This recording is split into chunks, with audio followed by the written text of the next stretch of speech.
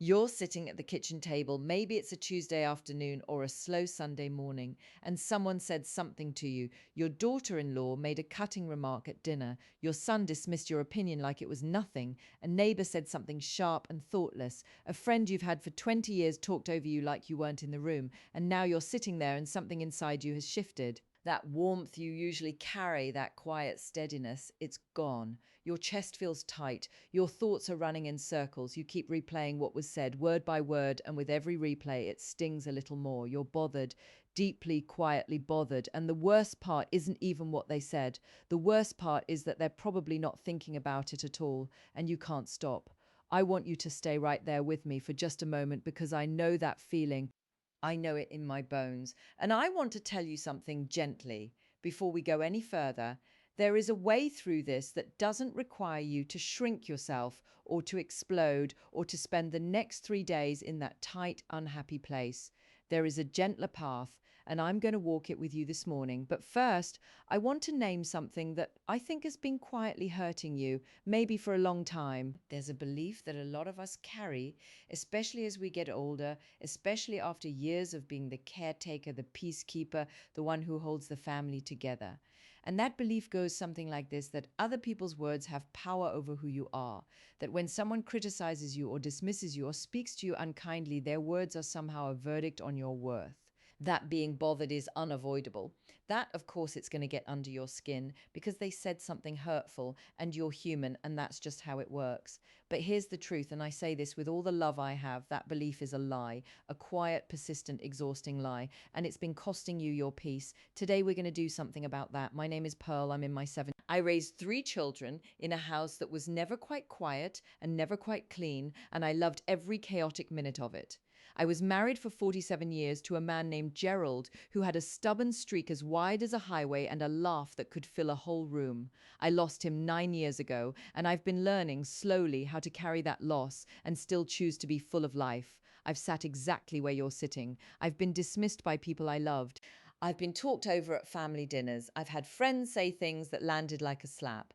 I've lain awake at 2 in the morning replaying conversations, editing my own responses, wishing I'd said something different, wishing they had. So when I talk to you about this, I'm not reading from a textbook. I'm talking from a life lived, and I want to make you a promise this morning. I'm going to be honest with you, the way an old friend would be, the kind of friend who sits with you on the porch and tells you the truth because they care too much to tell you only what you want to hear. I know you've probably been told before to just let it go or to rise above it or to be the bigger person. And I know how hollow that sounds when you're still sitting with the sting of what someone said. So I'm not going to tell you any of those things. This is different. This is practical and it's real. And by the time we're done today, you're going to have actual tools, things you can use today, this afternoon, the next time someone says something that tries to pull you out of your peace. But let me start at the beginning because I think context matters. There was a time, and many of us lived through it, or at least lived close enough to the edge of it to remember, when the structure of family life made certain things easier. Not perfect, mind you. Not without difficulty, but easier in a particular way. Elders were consulted. Their opinions were sought, not tolerated. When grandmother spoke at the table, people listened, not out of obligation, but out of genuine respect, because the culture said experience matters, age carries wisdom, and the people who have lived the longest have something worth hearing. Sunday dinners weren't optional. Phone calls happened because that was the thread that held the fabric together. No one had to beg for connection. It was simply woven into the rhythm of things. And then, one busy season at a time, one missed Sunday at a time, that changed. The pace of modern life accelerated, and somewhere in the acceleration, elders got left behind. Not through any single dramatic decision, not because families stopped loving each other, but through a slow, quiet drift, the way a boat moves away from shore when no one's holding the rope. Suddenly, the dynamic shifted. And many of us found ourselves in a position we'd never expected, having to manage our reactions to being treated as though we matter less than we know we do, having to figure out how to stay whole when the people around us, sometimes the very people we love most, treat us in ways that feel diminishing. And here's where the real problem lives. Because when someone is unkind, when someone dismisses us or criticizes us or says something sharp and careless, there are really only 2 common responses. Either we absorb it, we swallow it, go quiet, keep the peace, and let it simmer inside us until it becomes a slow, corrosive resentment.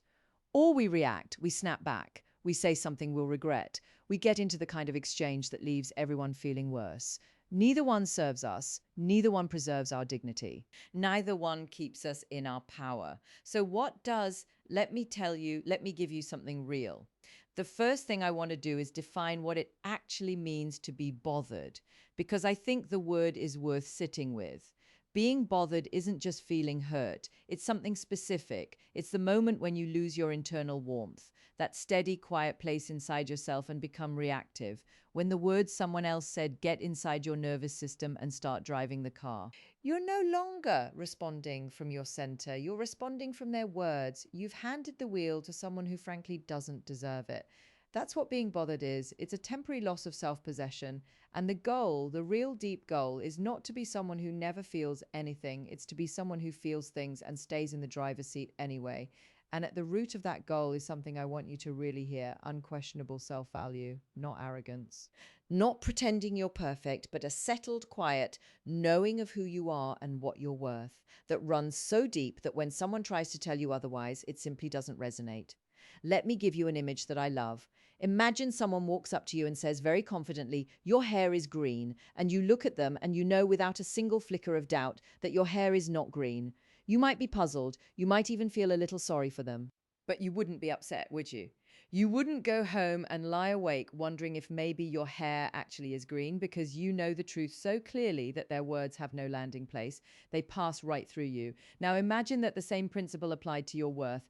Imagine someone says to you, "You're a burden," or "Your opinion doesn't matter," or "You're too sensitive," or whatever their particular sharpness tends to be.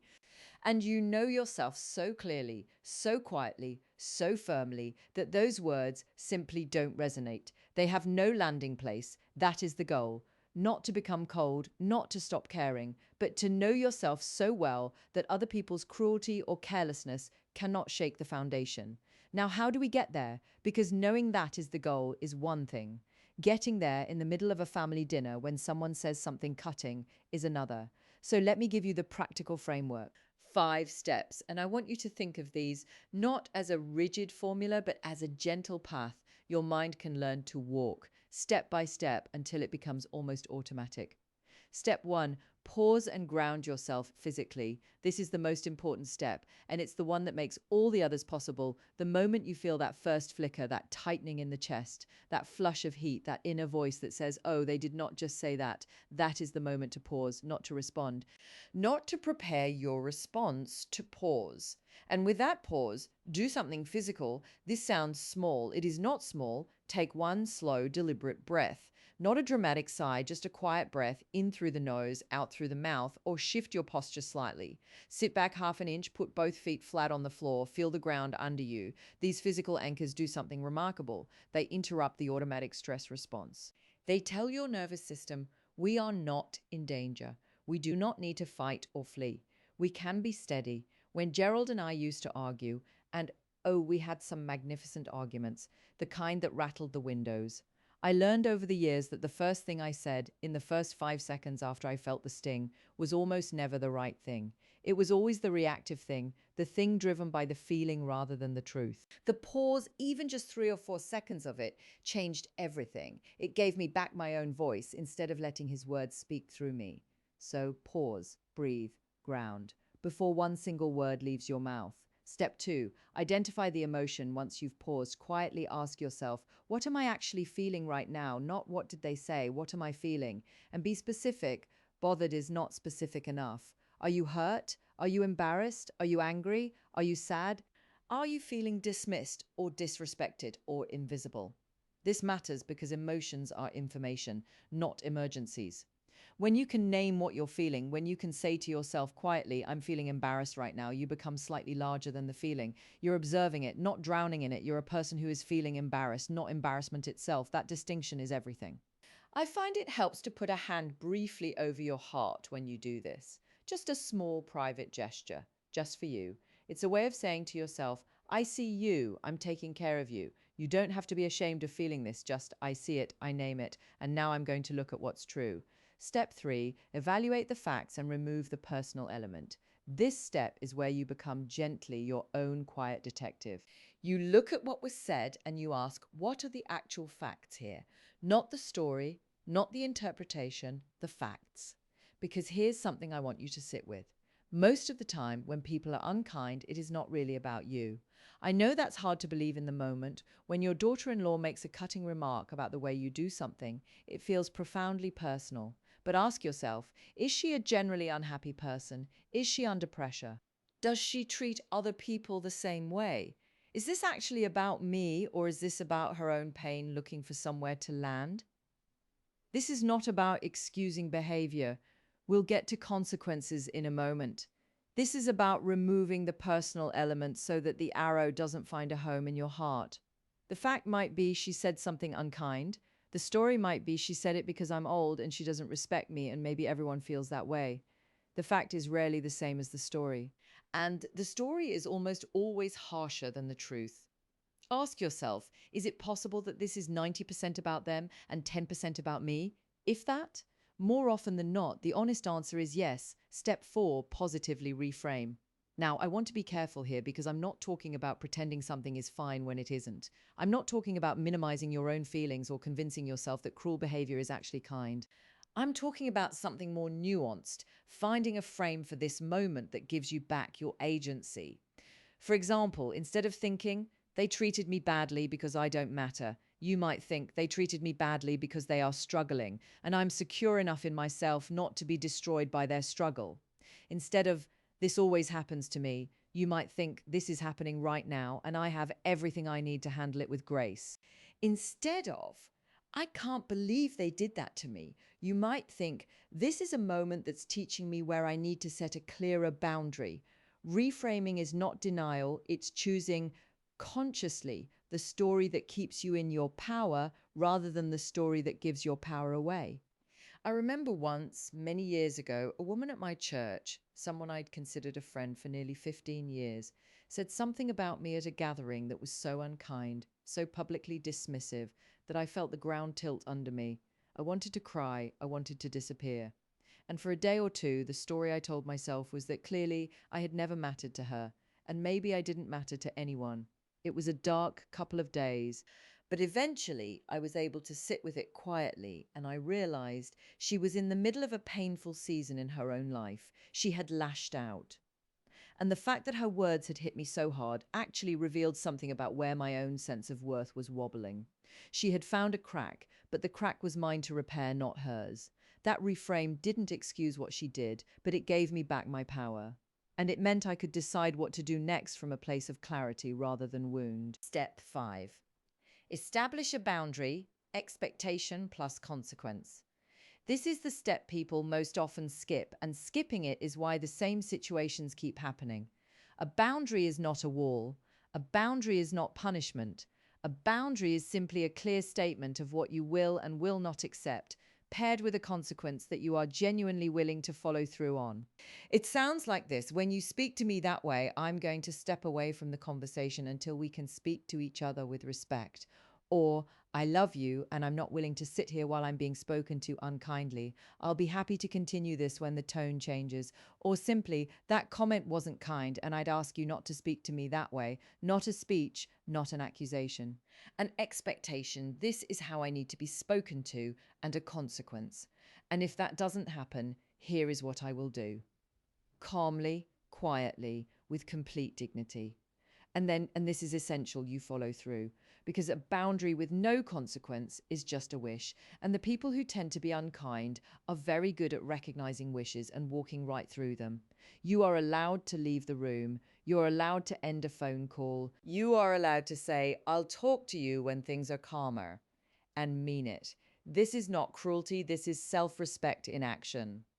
Now, I want to pause here and address something because I think there can be some confusion. You may have heard of something called the law of detachment, the idea that you should detach from outcomes, release your grip on things you can't control. And that is a beautiful and true principle. But I want to be clear about what it applies to and what it doesn't, because getting them confused can actually leave you stuck. The law of detachment is most powerful when it comes to specific desired outcomes, things like hoping a relationship will develop a certain way, or waiting for a job offer, or wanting a particular life event to unfold exactly as you've planned. In those situations, clinging too tightly to the specific outcome closes you off to what might actually be even better. Releasing that grip, trusting the larger process. That is what detachment is for, but interpersonal conflict. The moment someone is unkind to you, the moment someone dismisses or disrespects you, that is not a situation that calls for detachment, that calls for presence and clarity and the 5 steps we've just walked through. You don't detach from your own dignity, you don't detach from your own feelings, you stay present with them. You evaluate them clearly and you respond with intention. That is a different skill, and both matter, but they're not the same thing, and I don't want you to confuse one for the other. So, what does all of this mean for you sitting here this morning? It means that you don't have to wait for the people around you to become kinder before you can feel peace. You don't have to wait for an apology that may never come. You don't have to spend another night lying awake, replaying a conversation, editing your responses, wishing you'd said something different. You have, right now, inside you, everything you need to stay in your power.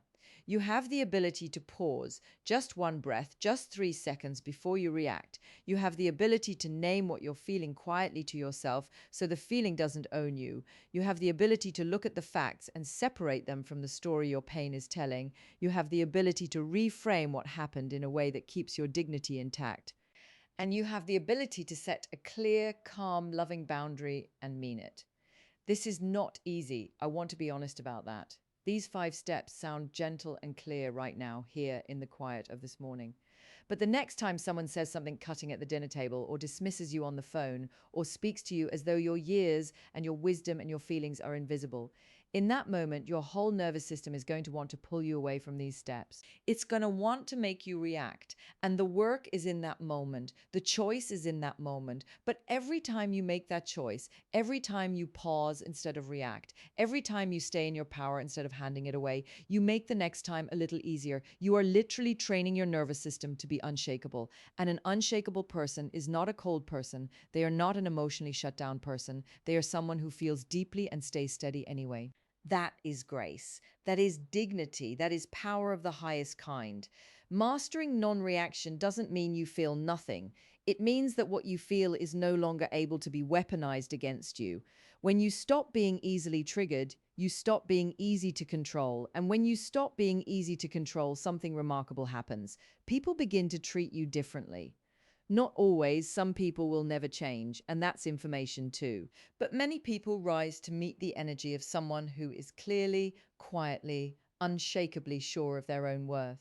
You have lived a long and real and meaningful life. You have earned the right to your own peace, not through battle, not through hardening your heart, but through the quiet daily practice of knowing who you are and refusing to let anyone else's words rewrite that. So here's your one gentle task for this week. Just one. The next time someone says something that tries to pull you out of your peace, whether it's a family member, a neighbor, a friend, anyone, I want you to take one deliberate breath before you respond. Just one breath. That's all, just the pause. And notice what happens in that breath. Notice how much space opens up. Notice how the reactive words lose a little of their urgency. Notice that you're still there, still whole, still you, even with the sting of what was said still in the air. Start there. One breath, one pause. Everything else can grow from that. And if you'd like to go deeper with this, if you'd like a gentle guide to working through these 5 steps in your own time, at your own pace, with prompts, to help you identify your triggers and practice your boundaries, I've put together a companion resource that walks you through all of it, step by step. You'll find the link right below this video. It's there for you whenever you're ready. Before I let you go this morning, I'd love to hear from you. Tell me in the comments, what's the one situation that triggers you most? The one moment where it's hardest to stay in your peace? And what's the thing you wish the people in your life understood about how their words land?